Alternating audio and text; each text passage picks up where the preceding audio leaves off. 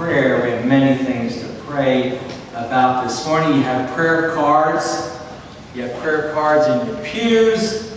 And if you have any special requests, please take the time to fill those out now, and the usher will bring them forward. I attended Greater New Jersey Annual Conference. Our church is one of about 600 and some churches in the Greater New Jersey area. And the Greater New Jersey Annual Conference is made up of equal parts of clergy and lay people. I am not a member of this church. I am a member of the annual conference, and I go and serve the local church where I am sent. And one of the first things that I can share with you is I've been sent back, my family and I have been sent back to be with you for another year.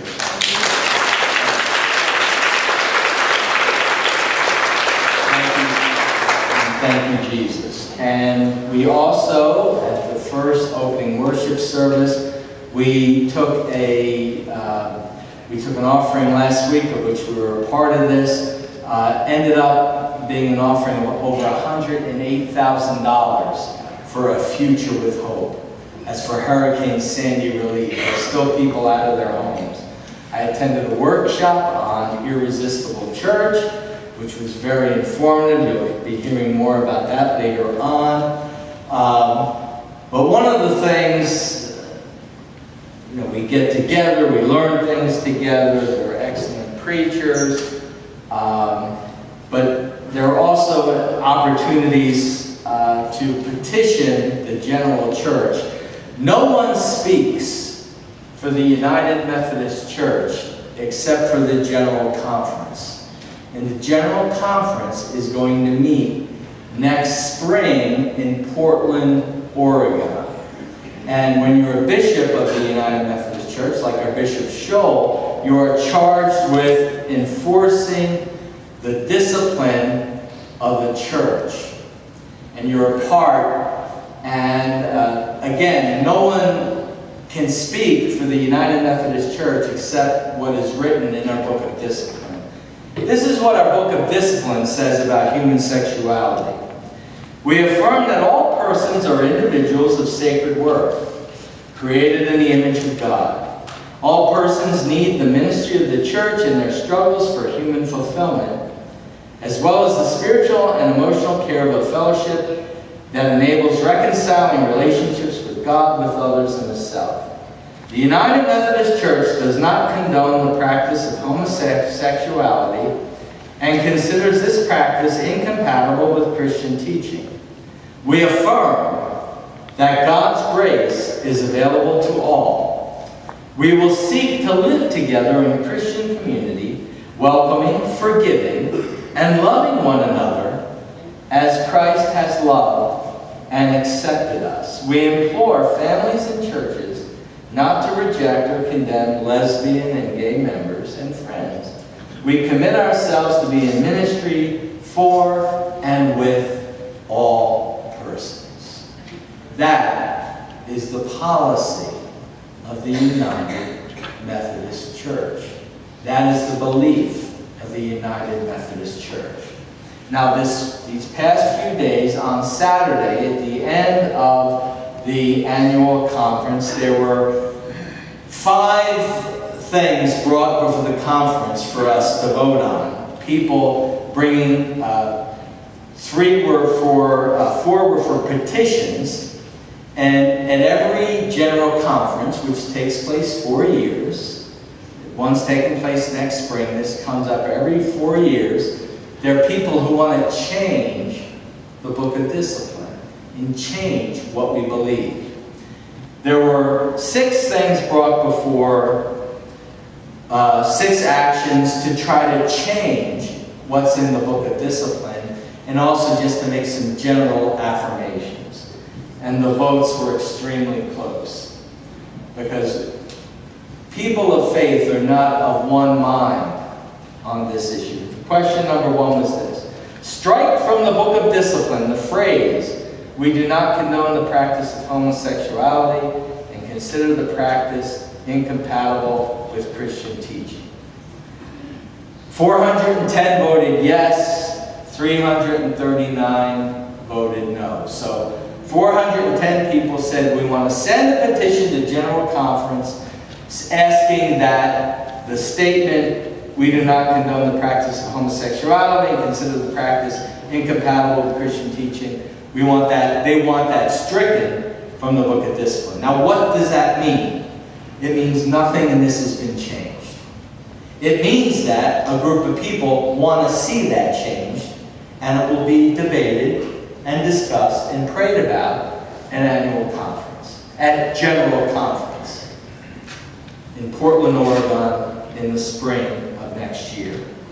Second question, strike from the Book of Discipline the phrase, "Ceremonies that celebrate homosexual union shall not be conducted by our ministers and shall not be conducted in our churches." 396 yes, 353 no. By the way, there were 1,500 people who were signed up for annual conference, and this was late Saturday morning, early Saturday afternoon, a lot of people going home. Whatever.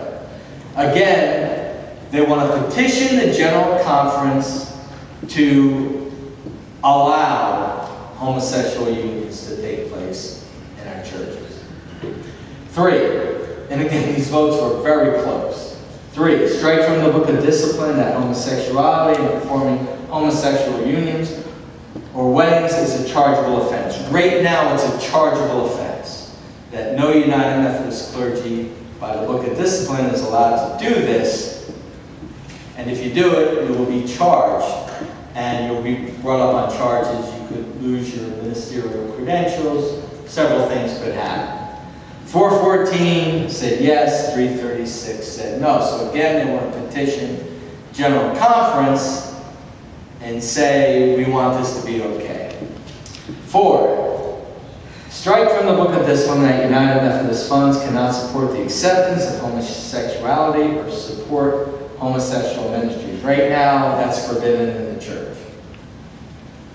405 yes, 344 no. And again, what does that mean? That they want to petition General Conference to remove this prohibition from our practice as a denomination. Have I mentioned that we need to be in prayer for this General Conference in Portland? Have I said that yet? And you know something? In our congregation,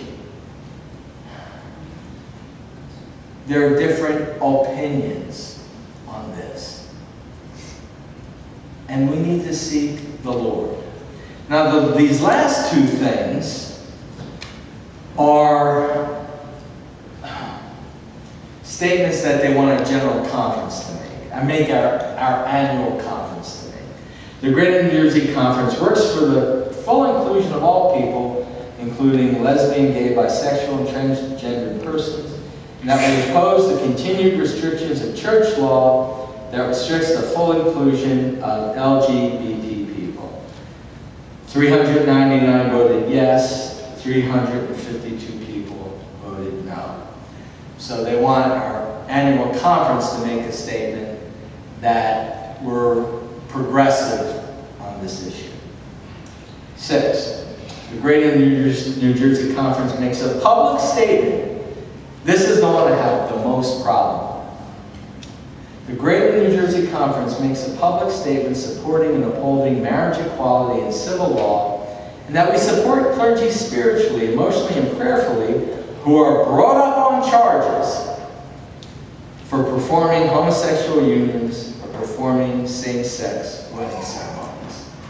This is a statement saying that if you violate the Book of Discipline and do a homosexual union, that they want to support you.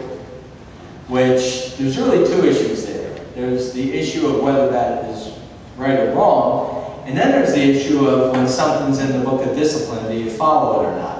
Mm-hmm. And I'm actually not into that pick and choose kind of theology. You know, where I'll do this, I won't do that. And so, we need the Lord's help. We need the Lord's help. And the statement I read to you is, we affirm that God's grace is available to all. We'll seek to live together in Christian community welcoming, forgiving, and loving one another as Christ has loved and accepted us. That's what our Lord Jesus Christ asks of us.